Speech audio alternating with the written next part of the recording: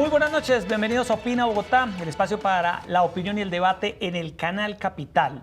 Vamos a conversar esta noche con nuestros invitados de tres temas esenciales que forman parte de la actualidad política nacional y que también forman parte de la actualidad política internacional con repercusiones en Colombia. En primer lugar, Venezuela. Según cifras de organizaciones de derechos humanos, las protestas de las últimas horas y días en contra de Nicolás Maduro ya dejan 35 muertos y más de 850 detenidos. ¿Qué va a pasar?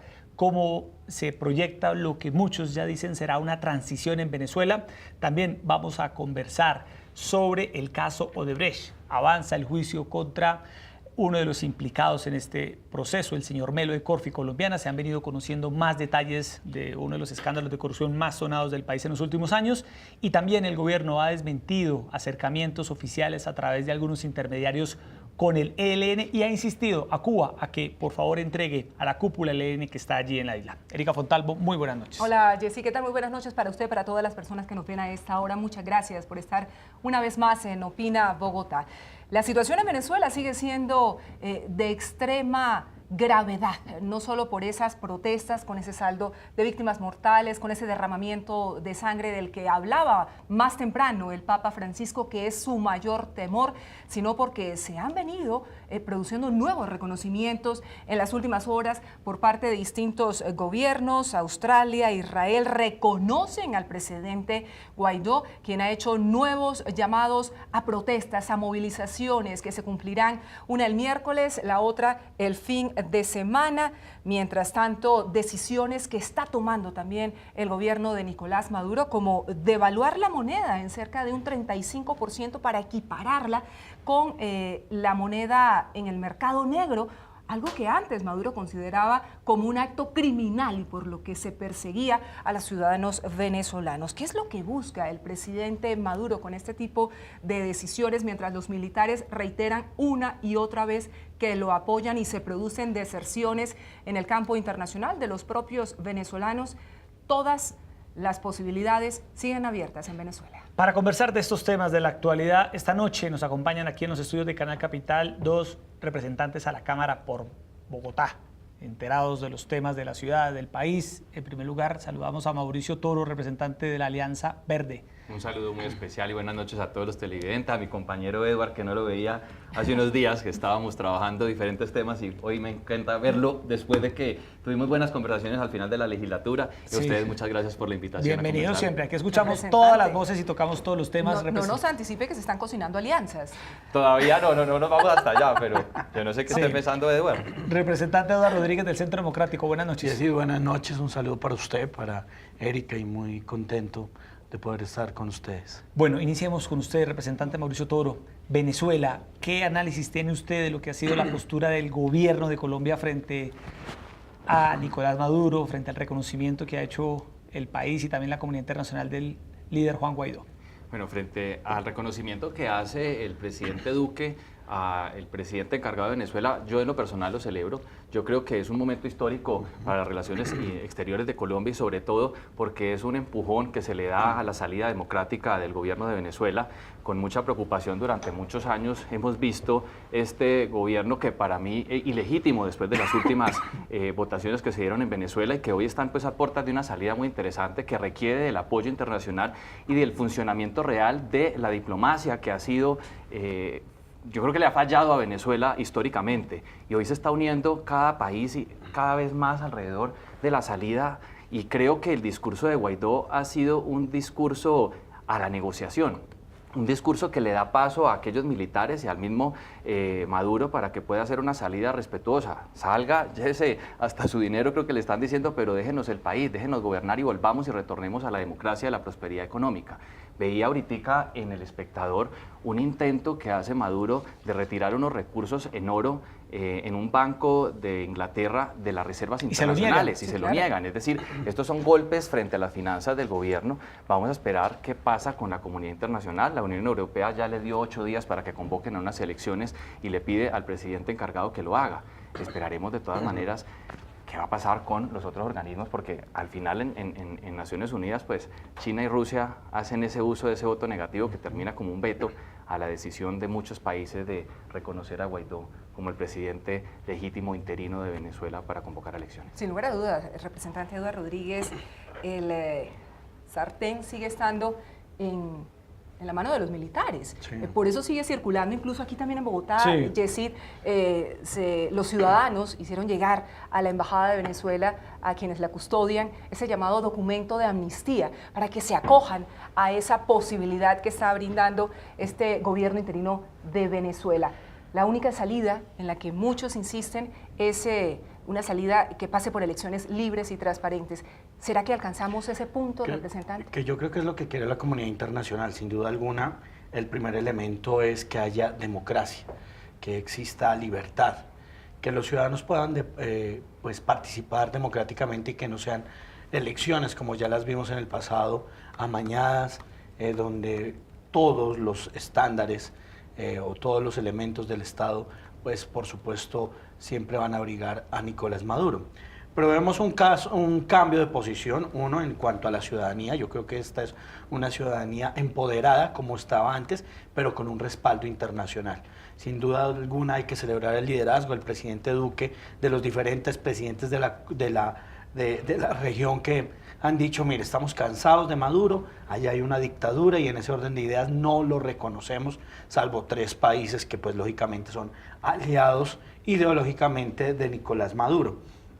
El segundo elemento, perdón, es el que esa comunidad internacional por fin está demandando una serie de elementos para que vuelva la democracia. Uno, la violación a los derechos humanos. Es que nosotros veíamos pasar a todos esos jóvenes capturados por el régimen Maduro, además de ser capturados, todos sabíamos que eran torturados y no pasaba absolutamente nada, donde asesinaban sin ningún juicio a aquellos soldados que se volteaban o se iban en contra del régimen, y en ese orden de ideas toda la comunidad internacional está diciendo elecciones libres, pero agréguele protección a los derechos humanos. Y un factor de cerco diplomático con un cerco económico, que creo que ahí es donde va a estar el punto para que realmente los militares, que es el factor determinante, cedan ante las peticiones de su pueblo. Y es que, por una parte, la comunidad internacional lo cercó, les dijo, mire, ya aquí no lo reconocemos, aparte el tema de Inglaterra y de otros países como Estados Unidos, donde dicen, todo su dinero sí puede estar acá, pero usted no es el presidente legítimo es Juan Guaidó, y en ese orden de ideas creo que empiezan a mostrarse pasos de animal grande para que Nicolás Maduro ceda y para que los militares, que son los que hoy tienen el poder, también entiendan que Venezuela necesita otra orientación, una orientación democrática que va a concluir en un solo resultado, y es elecciones libres. Carlos del Vecchio es precisamente el delegado del gobierno de Juan Guaidó, o del presidente interino de Venezuela, Juan Guaidó, para precisamente entenderse con los Estados Unidos frente a este tema de los activos de los que habla el representante Eduardo Rodríguez. La plata no es de Maduro, la plata no es de Diosdado, la plata es de Venezuela, del Estado venezolano. Hablando de ese tema de la amnistía para los militares, de hecho aquí en Colombia hemos visto en las últimas horas en Bogotá ciudadanos venezolanos, Erika, yendo al consulado a entregarles y allí a los militares que hay una amnistía, que se acojan a este plan de transición, porque representante Toros, este plan de Guaidó, y así lo ha reconocido él, solo podrá llegar a tener éxito si los militares inclinan la balanza. Estamos en un régimen donde los militares tienen un papel preponderante y hasta ahora un sector de las fuerzas militares sigue con Maduro. Lo que pasa es que ahí lo complicado es que son las altas cúpulas militares las que han estado manejando el régimen toda la vida. Es decir, quienes han hecho parte de la corrupción y del robo y del saqueo de los recursos de Venezuela siempre han sido esos altos mandos, y yo no sé qué tan aceitados, digámoslo así, los tiene Maduro en un momento tan crucial. Así que el trabajo que va a tener que hacer Juan Guaidó es poderles ofrecer las garantías necesarias para que puedan salir a alguno de esos países del Caribe que tanto petróleo les han regalado, para que puedan gozar de esa, de alguna manera, libertad y poderse retirar. Eso es lo preocupante, no sabemos hasta qué punto esos militares estén dispuestos a dejar el régimen, a dejar esa explotación, a dejar esa bolsa y salir. Pero mire que también los militares, como usted llama, de base ya están cansados. y son en ellos, en esos militares, coroneles, capitanes, mayores, pero también en el soldado de base, el que está diciendo, mire, mi familia está aguantando hambre, mi familia no tiene con qué comer, puedo yo tener un buen recurso económico, pero mi país está desangrando. Y ahí es donde creo que va a haber la inflexibilización para que realmente vuelva la democracia y ese punto de quiebre para que Venezuela vuelva a restituir sus instituciones, porque ya el problema, todos lo sabemos, que es la cúpula militar y la cúpula política.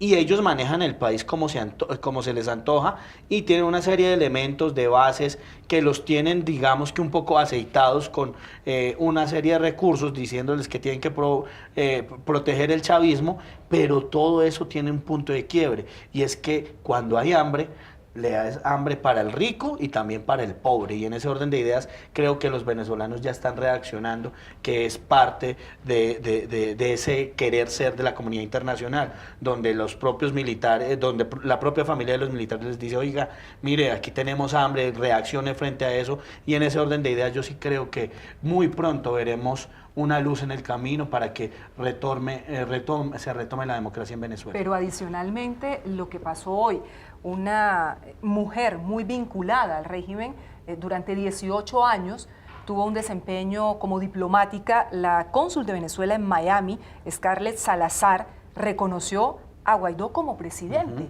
Grabó un video, la señora Salazar, en la que hace un llamado también a otras autoridades consulares, a otras autoridades diplomáticas, para que asuman una posición distinta a la que han venido llevando durante todos estos años. Y eso muestra que ya no hay marcha atrás, que esto sigue para adelante, que el único camino de Nicolás Maduro y sus secuaces es acogerse a ese proceso para poder salir, que la comunidad internacional está presionando, o sea, es un mensaje directo a todos los venezolanos, no están solos, queremos apoyarlos, queremos acompañarlos, no queremos que ustedes se pongan en una u otra ideología, sino que tengan libertad en la democracia y en ese orden de ideas que se alejen del régimen de Nicolás Maduro, que pues por supuesto ha tenido miles de consecuencias, todas catastróficas para Venezuela. Es que la audacia exactamente de Juan Guaidó frente al cómo convencer a esos funcionarios del régimen, diciéndoles, venga, reciban este nuevo gobierno, declárense a favor de este nuevo gobierno, de esa audacia de negociación y sobre todo de una negociación sin polarización inteligente que puedan hacer ellos,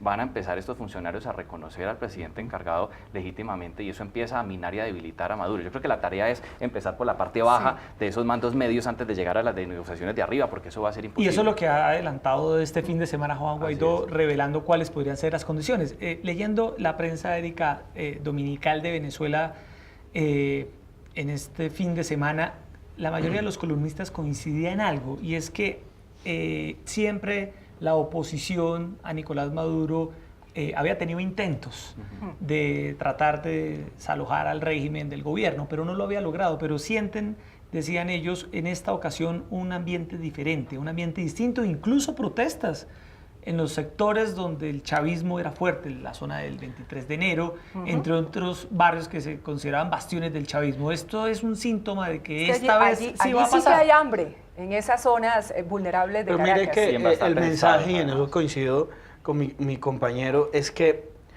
le han dicho al pueblo venezolano, mire, no importa si usted es chavista o no, al contrario, si usted quiere proteger el legado de Chávez, usted sabe que Nicolás Maduro lo traicionó. Y los mensajes a esa base chavista han sido concretos, toda vez que lo que se ha visto es un régimen, por supuesto, aliado con el narcotráfico, que nada tenía que ver con la ideología de Chávez, un régimen aliado con organizaciones criminales que violan los derechos humanos, un régimen cerrado y un régimen que no responde a la realidad de un país. En algo yo tengo que diferir con algunas personas que analizan este tema, porque yo creo que al contrario de todo lo que nosotros vemos, Chávez era uno y por supuesto Maduro es otra persona. Chávez tenía liderazgo, Maduro no tiene ese liderazgo. Chávez tenía autonomía, Maduro se deja mandar por el régimen, por aquellas personas que están alrededor de él y no tiene autonomía. Y en ese orden de ideas carece esa presidencia de liderazgo y por supuesto que va a ser el fracaso. Pero eso es quizá, representante Rodríguez y representante Toro, la clave de todo. un régimen que está tan comprometido en temas de ilegalidad, de narcotráfico, de corrupción y de cuántos delitos más, incluso delitos de sangre, por lo que ha significado la represión, no solo ahora, sino, ¿se acuerdan ustedes las movilizaciones de años inmediatamente anteriores? ¿Cómo va a salir? ¿Cuál es la salida? Porque ellos se van a aferrar al poder hasta último momento y esta situación de incertidumbre se puede prolongar durante un tiempo quizás demasiado extenso en Venezuela, y eso le quitaría fuerza a lo que ha significado este movimiento. Yo creo que ahí el papel de la comunidad internacional es fundamental, que hayan unos grupos garantes que le permitan a ese régimen tener unas condiciones mínimas para retirarse, y el papel entonces de esos países aliados que han estado comprometidos. ¿Retirarse a dónde? ¿A pues, Turquía? Habría que mirar, incluso el papel de Rusia y China va a ser muy importante dentro de ese ejercicio frente al papel de Estados Unidos. No nos podemos olvidar una cosa, y es que a raíz de todo este régimen funesto de Venezuela, ellos perdieron competitividad en temas de extracción de crudo, y hoy es uno de los países con más reservas internacionales, y ahí geopolíticamente juegan unos intereses. Habría que mirar cuáles son las conversaciones que seguro están teniendo países como China, Rusia con Estados Unidos para garantizar de alguna manera esa salida con alguno de estos países caribeños, o de alguna manera alguno de los países europeos que pueda tomar ese régimen, sacarlo para garantizar la entrada de la democracia al país. Que en ese tema de geopolítica y de política internacional, el análisis es muy interesante, toda vez que por una parte está China, está Rusia respaldándolos, pero son países que no quedan dentro, pues, del hemisferio de América, y en ese orden de ideas no conocen muy bien, salvo sus negocios, la realidad política de esas regiones. Entonces ya viene a contextualizarse un tema donde toda la comunidad internacional, Europa y los países más cercanos están diciendo, oiga, aquí lo que hay es un gobierno ilegítimo que se quiere perpetrar en el poder, y otros países que, pese a que tienen negocios, y ahí viene lo interesante, van a poder ceder entre los grandes, esto es Estados Unidos, China y Rusia, para mirar cómo geopolíticamente pueden poner sus piezas, pero le dan la seguridad a los venezolanos de volver a retomar su democracia. Yo no estoy tan segura que eso ocurra, porque es que Rusia y China están preocupados en este momento por sus propios intereses económicos. Venezuela hipotecó sus recursos con estos países, y eso es lo que hay que dinero, garantizarles. pero sí, este gobierno de Juan Guaidó o el que venga, resultado de unas elecciones libres y transparentes, tiene toda la potestad de echar por la borda esos acuerdos que supuestamente se firmaron, porque nunca pasaron por la Asamblea de Venezuela, es decir, por el Congreso de Venezuela, sino que se firmaron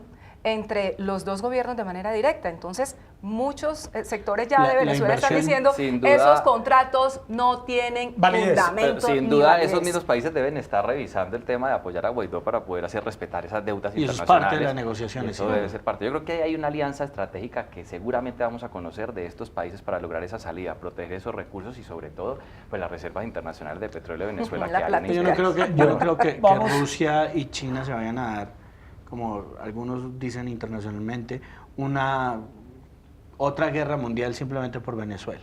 Yo creo que ellos tienen intereses más grandes, sitios estratégicos donde más bien les sirve la paz y no pues solamente apoyar un régimen como el de Nicolás Maduro. Bueno, vamos a entrar al segundo tema del debate esta noche. Tiene que ver con el futuro del proceso de paz con el ELN luego del atentado en la Escuela General Santander. El comisionado de paz, Erika Miguel Ceballos, ha confirmado este lunes que el senador Eder Bustamante del Centro Democrático sí viajó a la isla para hacer contactos con el ELN, pero lo desautorizó. Pero sin aval del gobierno. Exacto, lo desautorizó para que a nombre del Ejecutivo realizara cualquier contacto con el ELN. Y uno si va a Cuba a echarse un paseo y de pronto se encuentra con téngalo por seguro que intentó hacer acercamiento, claro. Con el ELN por si acaso. Pero ¿en qué momento? Él dice que el viaje fue a finales de 2018. Sí.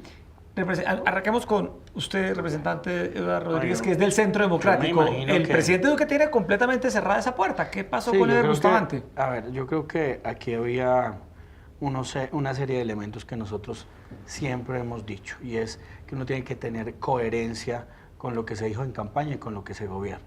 Y se dijo, primer argumento, que no íbamos a aceptar que el ELN siguiera delinquiendo, que siguiera extorsionando, secuestrando, pero que además siguiera generando miedo en las regiones. Para eso se puso una línea roja, y esa línea roja era simplemente, mire, ustedes dejan de delinquir y nosotros entramos en un diálogo sobre una base con unos tiempos, que eso era parte de lo que la mesa se había pretendido, y vamos a evaluar a ver cómo va esto. ¿Por qué esto? ¿Por qué la autoridad y por qué el cambio de gobierno? Porque nosotros creemos que dialogar en medio de una guerra no trae ningún fruto y lo único que se generó con el proceso pasado fue impunidad. Nosotros hemos sido muy críticos y tenemos que ser coherentes con eso que el pueblo colombiano votó el 2 de octubre, pero que además ratificó tanto en parlamentarias como en las elecciones presidenciales, y es que se quería un cambio de gobierno para que no siguieran ocurriendo los actos que venían ocurriendo, donde mataban 27 soldados y no pasaba absolutamente nada, porque la prioridad era cuidar la mesa de La Habana. En ese orden de ideas yo creo que existía mucho, yo no creo que solamente haya sido Eber Bustamante, sino muchas personas que quisieron decir, oiga, presidente, venga, déjeme ayudarle con el ELN, y por supuesto yo creo que parte de la cúpula del ELN, y digo parte porque como son tan fragmentados los que conocen bien al ELN, los que son estudiosos del ELN entienden muy bien que ellos son fragmentados, que cada uno hace lo que les venga en gana, que los del Chocó tienen su propio mando, su propio comando, y no obedecen a los del Arauca o a los del Catatumbo porque tienen diferentes intereses, diferentes negocios, y en ese orden de ideas lo que se trataba era de mirar quiénes están de acuerdo de acá y cómo tratamos de unir. ¿Cuál fue la respuesta del ELN? El bombazo. 21, con el joven de ayer que a uno le duele, con el joven Carvajal, 21 jóvenes asesinados. ¿De dónde proviene? Algunos decían que no era el ELN, pues confirma el propio ELN, le toca a la cúpula salir a decir, oiga, ¿quién fue el que lo hizo? Y alza la mano por allá, Pablito, yo lo hice, ¿y qué? O sea, bueno, nos ponen en una situación incómoda, pero pues ahora nos toca salir a decir que fue el ELN. Esa es la respuesta que estos terroristas le han dado a todos los colombianos. Y en ese orden de ideas, nosotros celebramos que el presidente Duque haya puesto fin a esa incertidumbre, donde estas personas hacían lo que se les daba la gana y el Estado no hacía absolutamente nada, generando así un cambio de estrategia y mirando cómo protegemos nosotros a los colombianos, cómo cuidamos de que no los secuestren, cómo miramos que los oleoductos no sean minados por estas organizaciones criminales, pero además que no cometan actos terroristas. Eso es lo que cambió, eso fue lo que se planteó, y en ese orden de ideas yo creo que muchos son los que han querido estar ahí intermediando, pero sin la autorización, y eso quiero que quede claro, del Estado colombiano, que está en cabeza del presidente Iván Duque y de su alto comisionado para la paz, Miguel Ceballos. Presidente Iván Duque, que ha dicho en las últimas horas que los líderes del ELN y ESID deben ser entregados por Cuba, nuevamente ha insistido frente a este tema. Pero uno sí puede, a nombre del gobierno, tener muy buenas intenciones. Yo también quiero, por supuesto, que haya una solución negociada a esa guerra con el ELN, pero no me voy a Cuba a hablar con la dirigencia que está en ese momento ahí sentada en la mesa de negociación que dejó abierta el gobierno anterior, el gobierno de Juan Manuel Santos, si no tengo realmente el aval del Ejecutivo, del gobierno. Además, Eber Bustamante es un integrante del Centro Democrático, de los más cercanos, o cualquiera puede ir a hablar con el ELN y decir, venga, yo tengo buenas intenciones. De pronto lo hizo Erika en un momento donde nadie imaginaba lo que terminó ocurriendo. ¿Yo sabe qué creo? Yo creo que esto termina siendo un enviado que funciona como un fusible al final, es decir, si esto llega a buen término, pues se acepta que esa persona fue la enviada para hacer las negociaciones y los acercamientos. Como misión imposible, la grabación se destruirá en 5 segundos. Y al final, pues hombre, si no da resultados, aquí cada uno dice que eso no era a título de nosotros, y que porque yo no creo que nadie coja dos vuelos, porque además tuvo dos visitas muy cercanas de vacaciones. Yo creería que eso terminó siendo, ¿qué? Un intento, porque yo no creo que el presidente Duque sea tan obtuso de querer devolverse a este discurso de la paz, del terrorismo, de la angustia. Yo creo que hizo un intento de hacer unas negociaciones y de continuar con un proceso que de alguna manera venía avanzando, y pues intentaron, no funcionó, se quema el fusible y dice que no había autorización. ¿Pero sí venía avanzando? La preocupación hoy es frente a que no había una respuesta puntual del gobierno y lo dejaron solo. Y mi preocupación nuevamente reitera nosotros tenemos que pensar en, no podemos devolvernos a ese discurso del miedo y la angustia, y el Centro Democrático tiene que evolucionar e innovar en su discurso, porque hay otros temas que Colombia necesita. Fue un atentado fatal, yo creo que fue el peor error que el ELN pudo haber cometido, terrorismo de un grupo desarticulado y un grupo además que no tiene la jerarquía que tenía las FARC, sino que donde cada uno hace lo que le da la gana y cada uno es más zampón que el otro. Eso es una realidad y ahí no podemos nosotros negarla, pero yo creo que estamos en un momento momento coyuntural e histórico para continuar ese proceso que está muy cerca de terminar con Pero, la guerra en representante, Colombia. ese momento coyuntural, Erika, no sé si usted está de acuerdo, creo yo que termina completamente afectado por el atentado. Hoy, si usted le Claro, pregunta a la esto minó la opinión confianza, pública, esto No hay si usted le confianza. pregunta hoy, Erika, a la opinión pública, ¿está de acuerdo con que el gobierno se siente a negociar con el ELN? ¿La respuesta cuál va a ser? No, sin duda, minaron la confianza y van a tener que hacer unos esfuerzos ingentes en recuperar la confianza de los colombianos como grupo yo creo que- terrorista sí. para avanzar en esos diálogos. Yo creo que aquí ya pasamos a otro eslabón de la cadena. Y No, es- pero el representante tenía información de que había alguien más Sí, que pero estaba como no se viajando a dejaron Cuba. chiviar. No, a de una ver, vez, dígalo. no, señor. No, Sáquela, señor. Suelten la chiva No, aquí. cuente, pues. Yo por Suelta lo la menos chiva. conozco 2, 3 personas de buenas intenciones que han tratado de ser mediadores. ¿Y que viajaron a Cuba? No han viajado a Cuba, que han tenido contactos con el ¿Quiénes son? ELN. ¿Del No partido? le puedo decir, pero que han tenido contactos, pero en todo caso también tengo la respuesta del gobierno, que siempre ha sido el presidente Duque, es el que lidera ese tipo de temas. No hay enviados, no hay personas, salvo que ustedes quieran ir, pero no a nombre del gobierno nacional. Además, por algo, doctor Toro, y es que para ir a nombre del gobierno nacional tienen que tener una autorización previa, secreta del Estado, de lo cual, de No lo sabremos contrario, nunca. pero de lo contrario puede estar delinquiendo. Sí. Sí, por lo tanto, Es no un tema sabremos muy, muy nunca si grave. ¿Qué delito se estuvo o no, podría porque es configurar ahí? secreto. Ahí, ¿ustedes se acuerdan de lo que pasó con los paramilitares? Que algunos fueron investigados porque fueron de mediadores y no tenían autorización del gobierno. Entonces la Corte Suprema les dijo, venga señores, ustedes tienen autorización. Sí, fue posterior. No señor, usted se reunió antes con los paramilitares, por lo tanto se les configuró ahí unos delitos como concierto para delinquir y otros. Sí, en ese sentido se en expresó ese orden Miguel de idea, Ceballos, el alto yo digo que comisionado. ahí hay otra línea roja y es pasar de de la buena intención a lo penal, toda vez que no hay autorización expresa, si sea secreta, pero tiene que haber Seguro debió autorización haber expresa. habido un mecanismo. Yo no creo que él haya ido a título propio, debió haber hecho Lo que unos él buenos dice es oficios. que es a título propio y que no ha recibido, pues, por supuesto, la autorización del gobierno, y lo que yo, pues que yo soy cercano al gobierno, siempre le he entendido al presidente Duque, es que él es la única persona que puede autorizar o no a alguien, que los demás, o sea, ¿Y que usted no- siente y al la gobierno? única persona ha sido Miguel Ceballos. ¿Y usted siente al gobierno ahorita con alguna intención de...? No, por supuesto que no. Yo creo que no solamente esto minó, sino que además ahí es donde digo que hay el segundo eslabón de la cadena, y es quiénes son hoy el ELN. Le vamos a seguir dando ese estatus de beligerancia cuando nosotros y ustedes, los que defendieron la paz, decían, hombre, la última guerrilla es las FARC con fines políticos, que cometió delitos con fines políticos, o nosotros ya empezamos a ponernos del mismo lado y decirles, señores del ELN, ustedes ya perdieron acá toda la autonomía, por lo tanto ustedes son una organización criminal, que es la realidad en las regiones. Pero Se yo le dedican quiero al hacer una narcotráfico, pregunta a usted. que se dedican a la minería criminal, que se dedican a la microextorsión y por supuesto al secuestro. Y yo le voy a preguntar, En ese orden de Eduardo. ideas no hay ningún fin político, y tenemos que nosotros como sociedad ponernos del lado de la sociedad y decir, mire, aquí ninguna ideología, ni de izquierda ni de derecha, puede ser una justa causa para hacer política o para hacerle daño a un ser humano.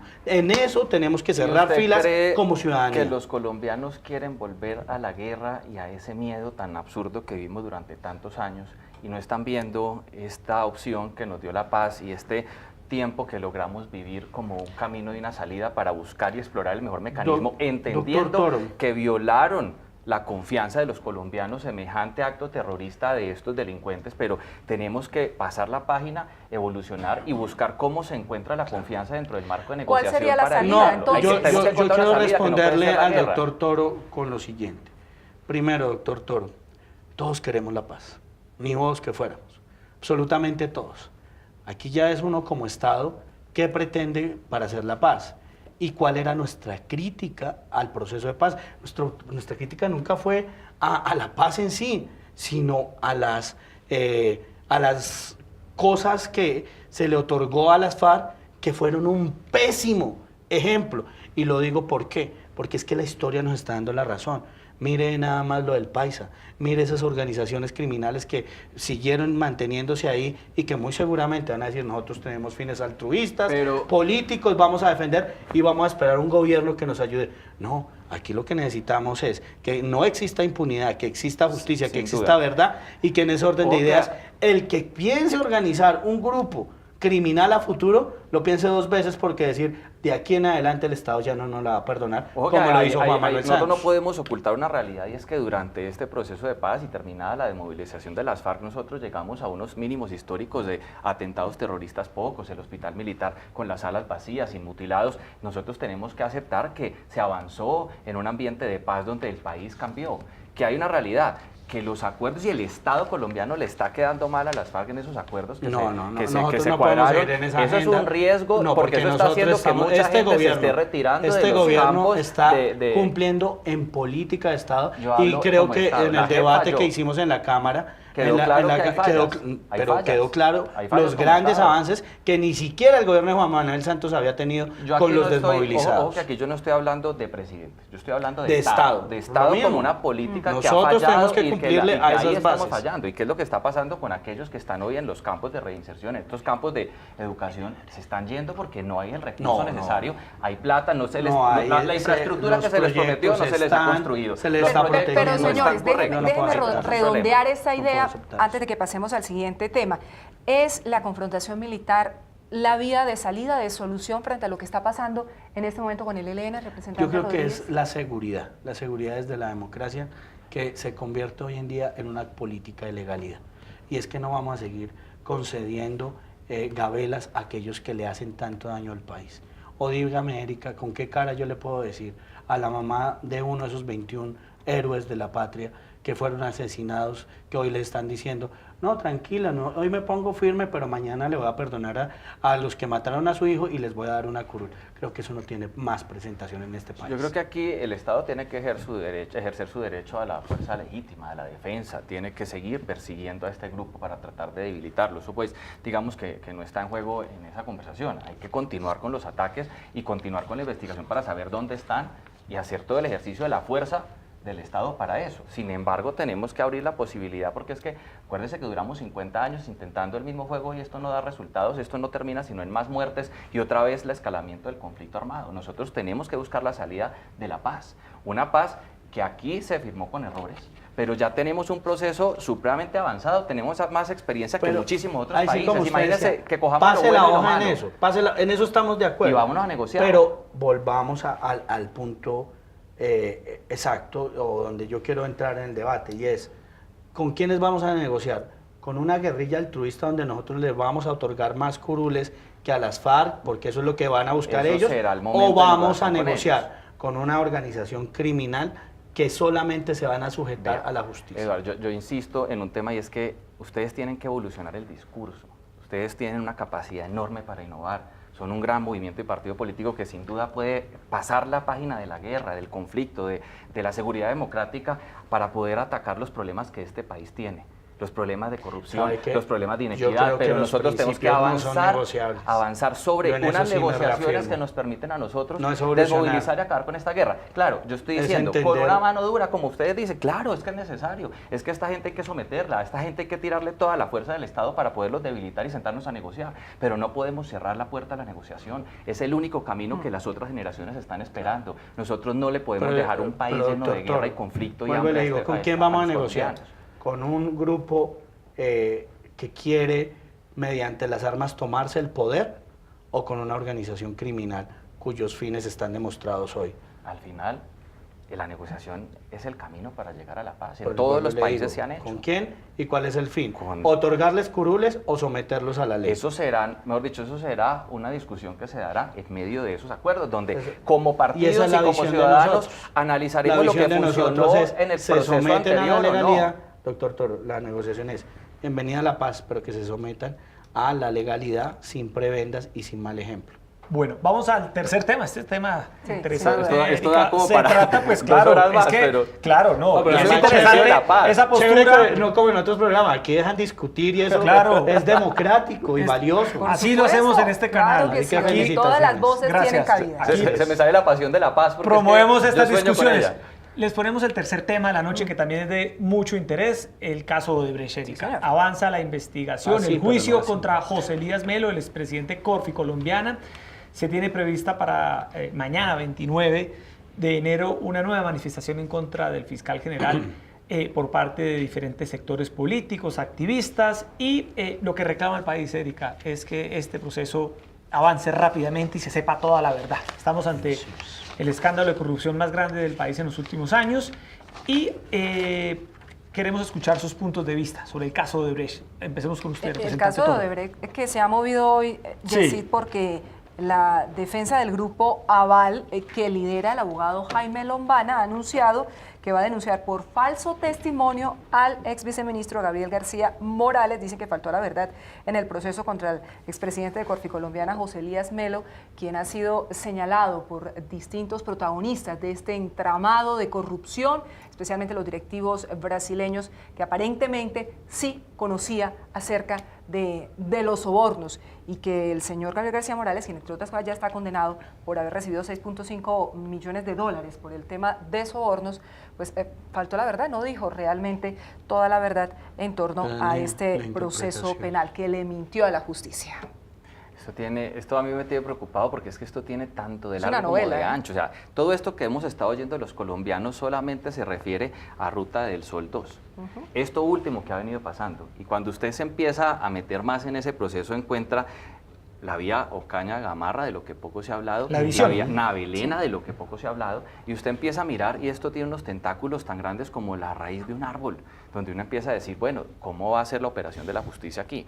Hay una realidad y es, hace unos minutos la Fiscalía sacó un comunicado donde el fiscal y el vicefiscal se declaran impedidos para conocer sobre algunas de las demandas que se están presentando y se los entrega esta investigación al fiscal ad hoc. Ya era hora, para eso lo nombraron. La pregunta es, ¿qué va a pasar con los siguientes? Porque es que para eso se nombra un fiscal ad hoc y será quien tenga que conocer de todos los casos referentes a Odebrecht, entendiendo que pues, de alguna manera hay una serie de inhabilidades en las que el fiscal pues, se ha venido declarando impedido para conocer de esos casos. Esa es una de las preguntas, y es qué va a pasar con los demás. ¿Se va a declarar impedido en los demás o no se va a declarar impedido? Pero sobre todo, es que estamos conociendo el 1% de lo que está pasando en este país. Esto aquí hay gente untada de todas las clases sociales, de todos los organismos privados y públicos. La pregunta es, los empresarios, ¿qué está pasando con los empresarios que conocieron de esto y fueron parte de esas coimas y de esos actos de corrupción? Lo que dijo la Fiscalía, ¿no? Que Corficolombiana había girado más de 14 millones de dólares, representante Eduardo Rodríguez, hacia Andorra, hacia Estados Unidos, hacia Panamá. No se tiene claro si esta plata formaba parte de los 6.5 millones de dólares que se pagaron en coimas y que recibió directamente el señor García. Pero lo cierto es que, como dice el representante Toro, donde usted meta el dedo, sale puro. Yo creo que caiga el que caiga, aquí se tiene que conocer la verdad. Aquí hay que investigar a profundidad y esperamos que el fiscal ad hoc profundice esas investigaciones, que llegue hasta las últimas consecuencias, porque no soportamos más corrupción, porque no soportamos que entre ricos se tapen o entre empresarios se tapen. Aquí, si el grupo Aval cometió algún delito, que pague. Aquí no pueden haber convidados de piedra y tienen que salir a reconocerlos si lo hicieron.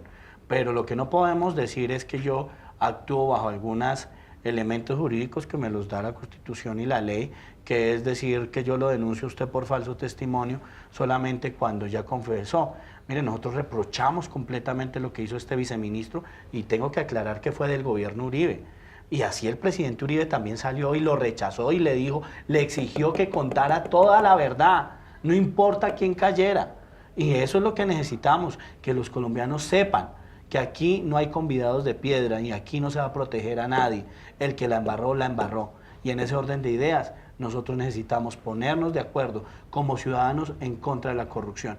Eso no implica que nosotros no debamos proteger las instituciones y confiar en ellas, que eso es otro debate.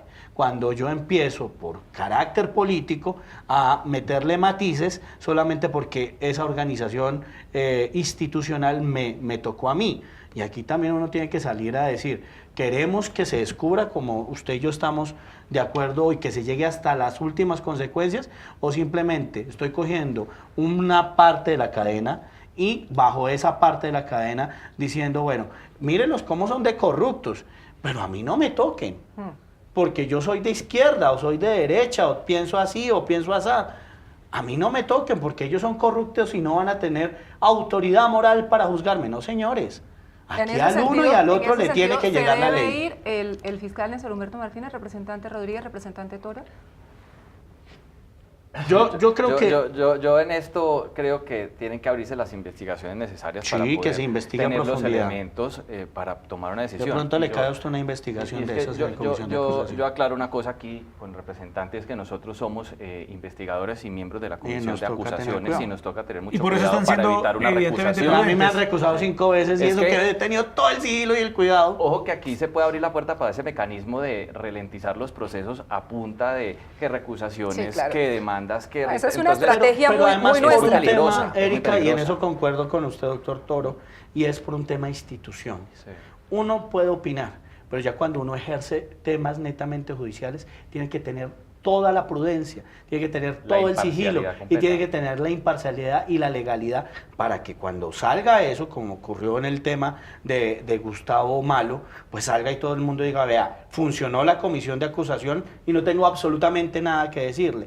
Por eso yo mismo he reprochado cuando uno lo recusan, porque uno tiene que tener, yo he sido garante Pero, de toda esa representante- institucionalidad que debemos respetar y somos nosotros los que tenemos que dar el ejemplo Bueno, en eso. Ustedes dos que están en esa comisión le pueden decir a los colombianos que este tema no va a quedar en la impunidad, que va a haber sanciones, que va la justicia a llegar a fondo. Mire, Representante Toro. de hecho, yo quiero decir una cosa que finalizando el año pasado, a raíz de las pruebas sobrevinientes con el caso Pisano, pues fui yo quien solicitó la reapertura de los casos que habían sido archivados en contra del fiscal en la Comisión de Acusación e Investigación.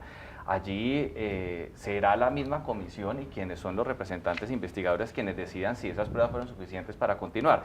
Pero el mensaje es, estamos haciendo un trabajo muy interesante, estamos haciendo el trabajo de investigar, de sacar las pruebas dentro de la posibilidad que tenemos nosotros como investigadores de esa comisión.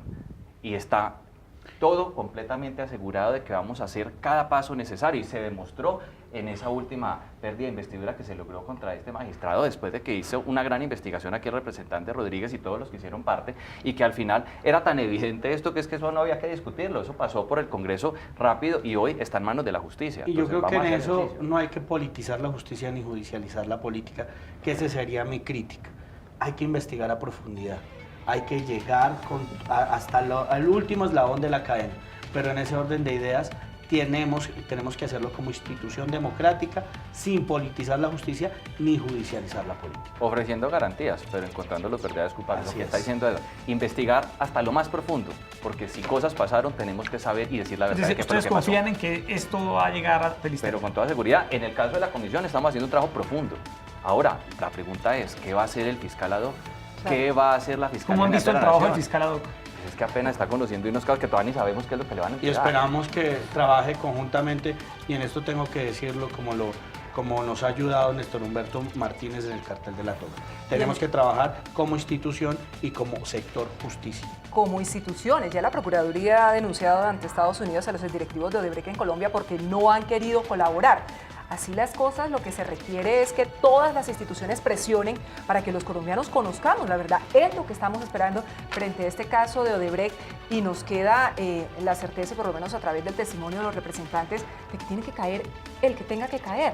La Y la justicia presión no puede ciudadana. ser, como tantas veces en este país, solo para los de Ruana. La Y la presión verdad no ciudadana es- es muy importante, Sí. la presión de los ciudadanos parados enfrente de las instituciones exigiendo resultados, que es lo que nosotros queremos, Y que yo nos diría unamos que la todos. verdad, como usted lo dice, Erika, no es una opinión, es un acervo probatorio tan sólido que nadie tenga que decir ni bueno Eso es ni malo. importantísimo, es importantísimo, porque muchas veces hacemos acusaciones Sí. de manera reiterada sin pruebas, y eso también mina las instituciones.